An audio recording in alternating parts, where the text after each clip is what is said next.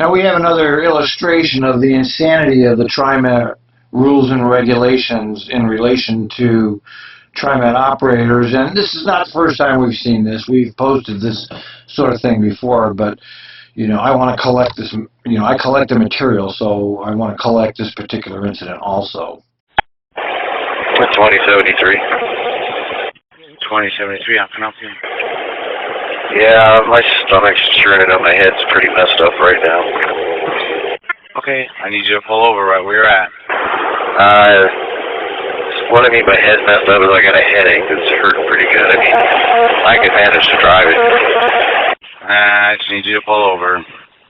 I'll let you go up to the cemetery, but I need you to pull over since you'll be out of the way there, please. Will do. Do you want or need medical? No, I just had some people get off with some really heavy perfume, and it just sent my head for a loop. Alright, hang tight. I'll send the supervisor up to you. Thank you. 2073. Hey, where you at? I asked you to hold back your last stop. Yeah, I'm trying to get to this turnout right down here so I'm out of everybody's way. Okay, well that's not what we talked about. We need to do what we say, okay? So, I mean, you've already now committed. I need you to pull over at the next stop. I don't care where the turnout is. The next stop. Stop, put your four-ways on. 10-4, I'm pulled over. And where is that at? So we are on the same page. I believe the stop is Barnes and Barnes. Okay, turn off the bus. Do not move. If anything changes between now and the supervisor gets to you, please send the appropriate message. Will do. Thank you, 1949. So we have another example of another operator in distress, upset stomach and headache. Now I'm not sure why Jason's the dispatcher in this clip.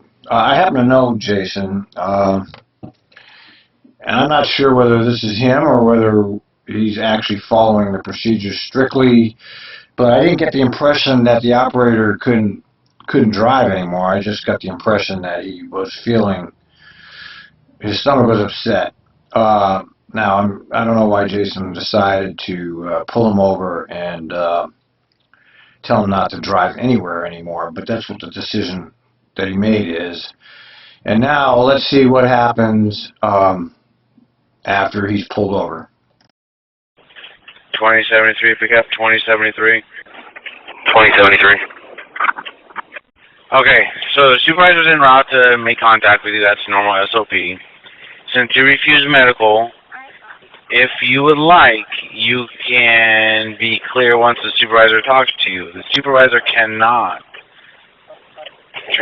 transport you to the garage or anywhere else. But if you choose, you could stay with that bus until mechanics arrive to drive that bus back. However, you will be off the clock as of when the supervisor meets up with you, and then you gotta just contact the station agent. Copy. Alright, I hope you feel better. If anything changes, let me know. We're clear, 1957. All right, well, here we have yet another example of the total inhumanity of the Trimet system regarding its employees. So here we have an operator who's in distress, and he's hurting, and what's the company's response? Well, you can mark off, but we're not going to take you anywhere. We're going to strand you on the bus and leave you there. Now, I don't know whether this is just Jason or what. I know that Jason doesn't belong in the dispatch. He'd be much happier, he's much more suitable for a road supervisor than he is for dispatch. That's my personal opinion. I know Jason. We were friends at work when he was driving and I was driving. I'm not sure whether he reacted this way because of him or whether this is just standard SOP now, that you just take them out of the seat and leave them stranded there. And I know that it's SOP, he's following an SOP. Whether he needed to enforce it in this way, I don't know. I know that he's probably not particularly happy stuck in that dispatch seat.